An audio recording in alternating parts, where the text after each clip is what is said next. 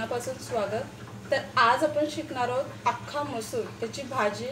टिफिनसाठी मस्त रेसिपी आहे, सुक्की आहे भाजी।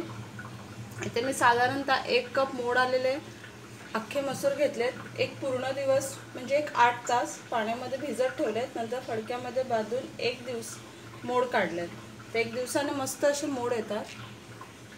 आता मी इथे एक छोटा टोमॅटो बारीक चिरून घेतलाय, अर्धी वाटी कोथिंबीर, 7 ते 8 कढीपत्त्याची पानं, एक छोटा कांदा चिरून घेतलाय, फोडणीसाठी मोहरी, लाल तिखट 1 चमचा, पाव चमचा हळद आणि अर्धा चमचा धणेपूड आणि चवीसाठी मीठ। आणि मी जवळपास 1 मोठा चमचा तेल तापत ठेवलाय। एक अर्धा चमचा मोहरी टाकूया।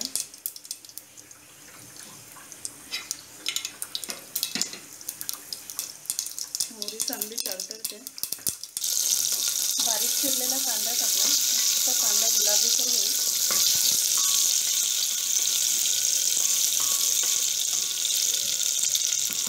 कांदा चांगला गुलाबीसर होईल तोपर्यंत आपण कढीपत्त्याची पानं टाकू।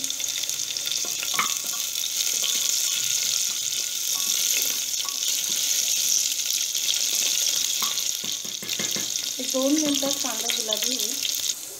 कांदा इथे मस्तपैकी गुलाबी झालाय, पाहू शकता तुम्ही।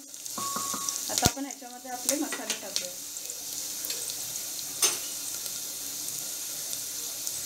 1 चमचा तिखट, पाव चमचा हळद आणि धणेपूड अर्धा चमचा। हे चांगले मस्त मसाले फ्राय करून घेऊया।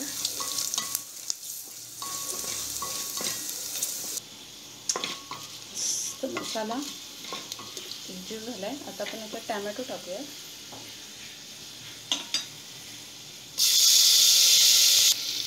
टोमॅटो 2 मिनिटं परतल्यानंतर एकजीव झाला।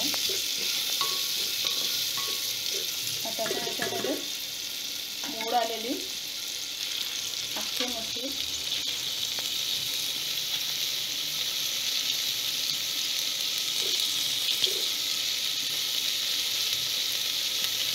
आणि सोबत मीठ टाकूया।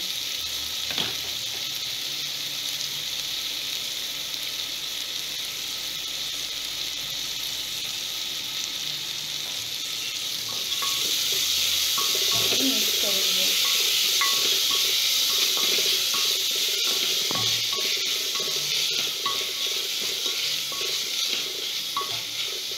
आता 1 कप मटकीसाठी अर्धा कप पाणी टाकूया।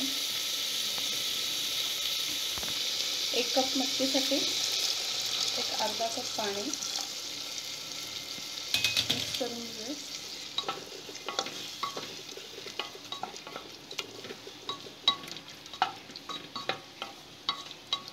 तुम्हाला हवं असेल तर तुम्ही बटाटा पण टाकू शकता, शेंग टाकू शकता।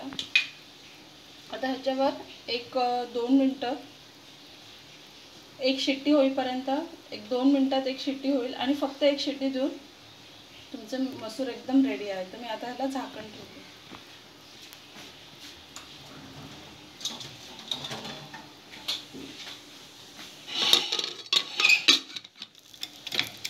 एक मीडियम लेवलवर एक शिट्टी काढून घ्यायची आणि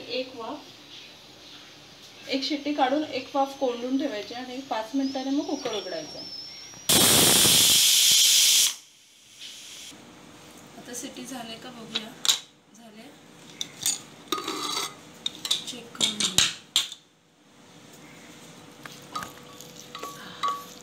वास तर मस्तच येतो। एक दाणा चेक करून बघूया आपण। शिजलेला आहे, आपली भाजी रेडी आहे। वरतून आता कोथिंबीर टाकू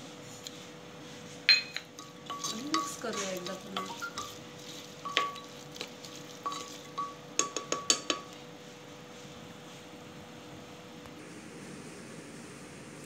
तर आपली मोड आलेली अख्ख्या मसूरची भाजी अगदी झटपट होणारी, टिफिनसाठी बेस्ट ऑप्शन आहे। भाजी रेडी झालेली आहे। तर तुम्ही पटकन मला ह्याचे कमेंट्स पाठवा, तुम्हाला कशी वाटली, नक्की ट्राय करून बघा आणि त्याचे फोटो मला pranjalsrecipe@gmail.com वर पाठवू शकता. तर तुम्ही आज रेसिपी बघितल्यावर तुमचं पुन्हा एकदा मनापासून धन्यवाद. तर आता आपण पुन्हा भेटूया नवीन रेसिपीमध्ये. तोपर्यंत bye bye and take care.